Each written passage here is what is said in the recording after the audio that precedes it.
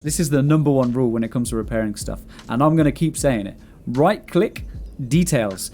It will tell you everything that repairs it, crafts it, is crafted from, or whatever, okay? Right click details is your best friend when it comes to learning how things work. Alright guys?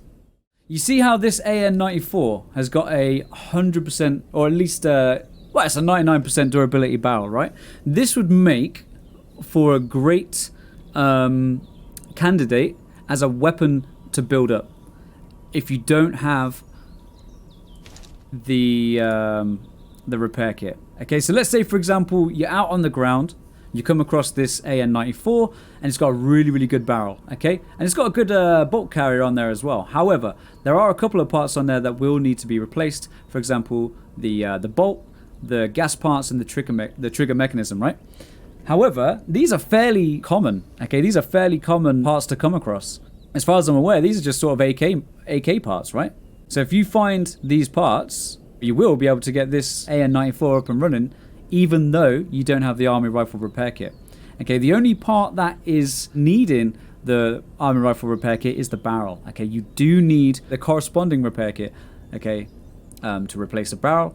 But everything else you can replace by hand, and you do that by field stripping it, taking off the parts that you don't want, and then replacing them with good parts. Okay, and you can also field strip stuff and then repair. So for example, field strip trigger mechanism. Okay, that will take a bit of a durability hit, because durability goes down when you remove it by hand. The file is not usable on weapon parts below condition level 60. And the same goes for the multi-tool as well. Okay, so we'll need some specialist tools to get that trigger mechanism up and running. But there is certainly a way to fix this stuff. And if you right-click and go to details, it will tell you. So if this trigger mechanism was above 60% durability, okay, we could have used the multi-tool to you know, perform some maintenance on that and to repair it and then put it back in, right? But because it's below 60, the next thing that we can use is the part repair kit, okay? And that will repair weapon parts which are 10% and above, all right? But these are a lot more expensive and a lot harder to get hold of. So if you right click, and remember, this is the #1 rule. Guys, this is the #1 rule when it comes to repairing stuff. And I'm gonna keep saying it. Right click, details. It will tell you everything that repairs it, crafts it, is crafted from, or whatever, okay?